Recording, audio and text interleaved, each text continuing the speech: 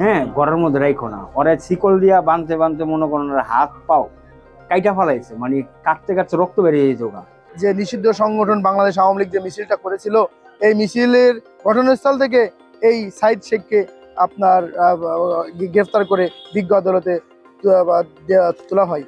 Prosecution team ছিলাম আমরা, এই জামিনের ঘোর বিরোধিতা করি। এখন আওয়ামী লীগ একটা মিছিল বের করে, ওই মিছিল থেকে সাইদ শেখ নামের যে প্রতিবন্ধী ছেলেটাকে অ্যারেস্ট করা হয়, সেই ছেলেটার আজকে প্রতিবেদন সাপেক্ষে জামিন শুনানি ছিল। রাজধানীর গুলিস্তান থেকে আওয়ামী লীগের মিছিল থেকে গ্রেফতার বাক প্রতিবন্ধী সেই সাইদ শেখের জামিন মঞ্জুর করেছেন আদালত। 2 সেপ্টেম্বর ঢাকার চিফ মেট্রোপলিটন ম্যাজিস্ট্রেট CMM আদালতের additional chief metropolitan magistrate Zakir Hossain এই আদেশ দেন। আপনি জানেন, পল্টন থানাধীন একটা সন্ত্রাস বিরোধী মামলায় এই সাইদ শেখকে ঘটনাস্থল থেকেই পুলিশ তাকে ধৃত করে বিজ্ঞ আদালতে প্রডিউস করে, এবং আসামিপক্ষ যখন তার জামিন শুনানি করে, সেই জামিন শুনানিতে আসামিপক্ষ এই সাইদ শেখকে একজন বাক প্রতিবন্ধী এবং তাকে একজন আপনার যে লিগাল যে ডিসএবিলিটি থাকে মানুষের, সেটা তারা দাবি করে। কিন্তু আমরা দেখতে পেলাম যে এই সাইদ শেখ বিগত সময়ে বিভিন্ন গণমাধ্যম কর্মীর সামনে এবং বিভিন্ন ইলেকট্রনিক্স প্রিন্টের সম্মুখে সে এই নিষিদ্ধ সংগঠন বাংলাদেশ ছাত্রলীগ, বাংলাদেশ আওয়ামী লীগ এর পক্ষে বিভিন্ন স্লোগান দিয়েছে, এর পক্ষে কথা বলেছে। তখন সেই যে আপনার পল্টন থানাধীন যে বাইতুল মোকাররমের পার্শ্ববর্তী যে নিষিদ্ধ সংগঠন বাংলাদেশ আওয়ামী লীগ যে মিছিলটা করেছিল, এই মিছিলের ঘটনাস্থল থেকে এই সাইদ শেখকে আপনার গ্রেফতার করে বিজ্ঞ আদালতে তোলা হয়। কিন্তু আসামি পক্ষের আইনজীবী তার জামিনের আবেদন করেন।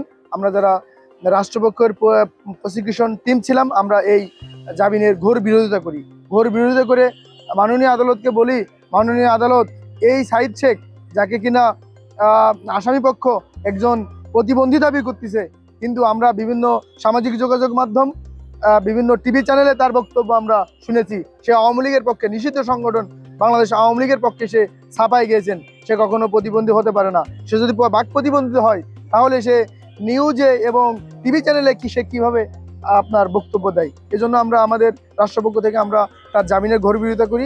আমাদের বক্তব্য এবং আসামি বক্তব্য, উভয় পক্ষের বক্তব্য সর্বনান্তে বিজ্ঞ আদালত এই সাইদ শেখকে জামিন মঞ্জুর করেন।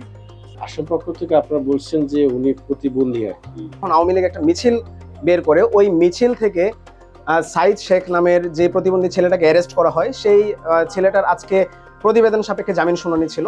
তাহলে আসলে কি হবে? সাইদ শেখ থাকে নারায়ণগঞ্জের ফতুল্লার পাগলার কুতুবপুরে থাকে।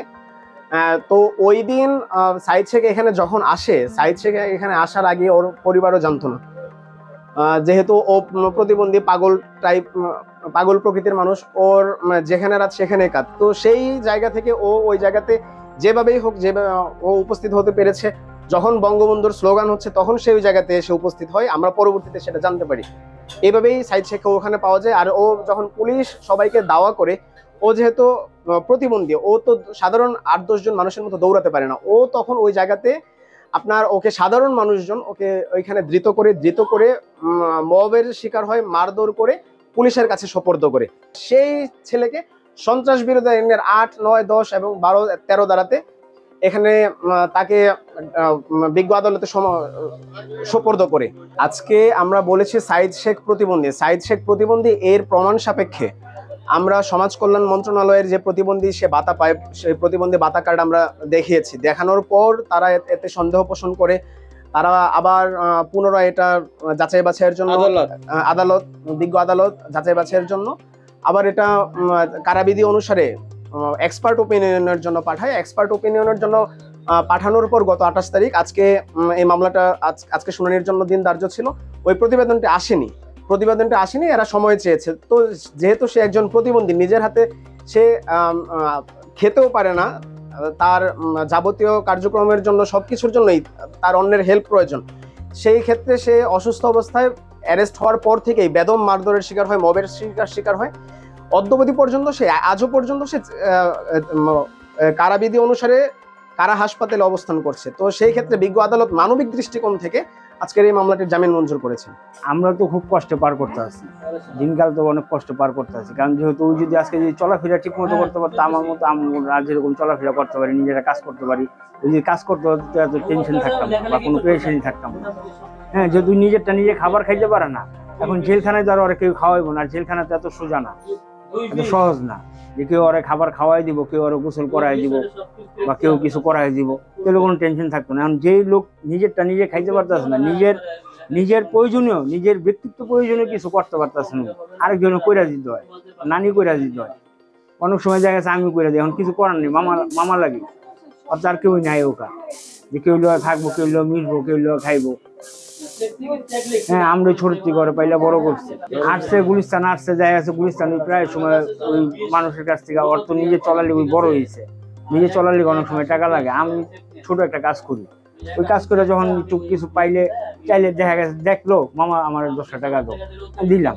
আর এখন মনে করেন ওই কোনো কাজও করতে পারে না, অনেক সময় দেখা গেছে মানুষের কাছে সাহায্য করতে তুলতে ট্রেনে চলে আসা পরে, আমাদের সাথে ট্রেন স্টেশন আছে, ওইখান থেকে কমলাপুর আসলে গুলিস্তান আসা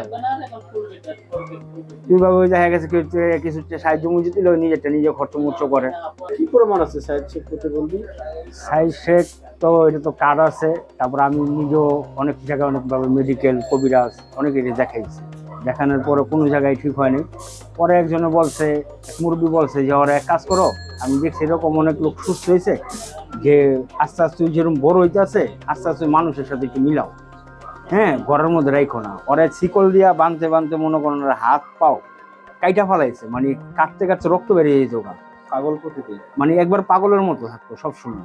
ঠিক আছে, নিজের হাত দিয়া নিজে খাইতে পারতো না, এখনো খাইতে পারে না, খাইতে গেলে দেখা যাচ্ছে পুরা চেহারা মাইখা ফেলায়, পুরা চেহারা মাইখা ফেলায়। ওর নানি আছে, নানির কাছে বড় হয়েছে, মা বাবা থাকে গ্রামে থাকে, ওরাও বেশি একটা চলাফেরা করতে পারে না, কারণ গরিব মানুষ। হ্যাঁ, ছোট থেকে আমরাই রাখছি ওরে, মা পালছে ওরে। এখন মনে করেন ওরে সেভাবে ধরে লয়েছে, যে এমনি ই করলো, এটা কি করবো, কি বলার আছে।